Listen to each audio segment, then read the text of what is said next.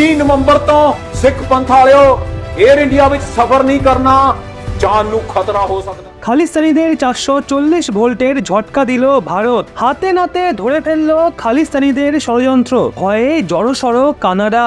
গুরু পাতোয়ান সিং পান্নুর প্রথম ধাক্কা সেদিন দুপুর 2:30 লাগে, যখন তার 10 জন চামচাকে ভারতের আধিকারিকরা ভুলভাল কার্যকলাপ করার জন্য ধরে। আপনাদের হয়তো মনে আছে, সিখ ফর জাস্টিসের প্রধান গুরু পাতোয়ান সিং পান্নু 19 নভেম্বর মানে ওয়ার্ল্ড কাপ ফাইনালের দিন এয়ার ইন্ডিয়ার প্যাসেঞ্জার বিমানকে বোম দিয়ে ওড়ানোর হুমকি দিয়েছিল।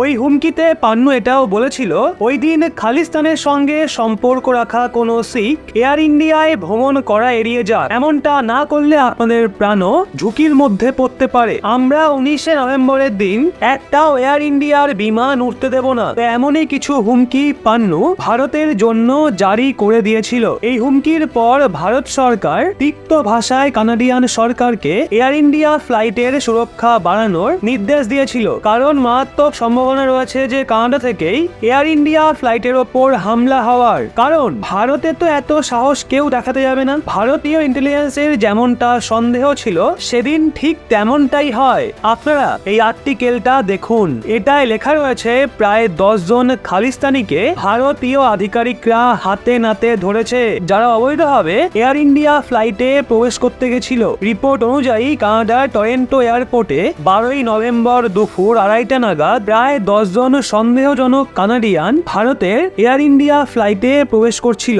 না তাদের কাছে ভারত যাওয়ার জন্য কোনো ভিসা ছিল, আর না তো অন্যান্য দরকারি কাগজপত্র। মনে হচ্ছে টরেন্টো এয়ারপোর্টে খালিস্তানিদের যেই পরিমাণে চেনা জানা রয়েছে তার দমেই তারা ভারতে যাওয়া ফ্লাইটে ঢোকার চেষ্টা করছিল। কিন্তু যখন এয়ার ইন্ডিয়ার ফ্লাইট আধিকারিকরা তাদের তল্লাশি করে, তখন জানতে পারা যায় যে তারা ভিসা ছাড়াই বেআইনিভাবে বিমানে বসার চেষ্টা করেছিল, যার পর তাদের দ্রুত আটক করা হয় এবং জেরা করা শুরু করে দেয়। ভারতীয় আধিকারিকরা এই 10 জন খালিস্তানিকে রয়্যাল কানাডিয়ান মাউন্টেন পুলিশ ফোর্সের হাতে তুলে দেয়, যারা এদের বিরুদ্ধে পরবর্তী স্টেপ নেবে। যদিও এখনো পর্যন্ত এটা জানতে পারা যায়নি যে এই 10 জনের কাছ থেকে তারা কি পেয়েছে আর তারা কিসের উদ্দেশ্যে এয়ার ইন্ডিয়া ফ্লাইটের বিমানে বসতে চেয়েছিল। না তো কানাডিয়ান পুলিশ এই নিয়ে এখনো কোনো স্টেটমেন্ট দিয়েছে। এই বিষয়টা থেকে এটাও জানতে পারা যায়, যদি টরেন্টো এয়ারপোর্টে ভারতীয় আধিকারিকরা নজরদারি না চালাতো, তখন হয়তো এই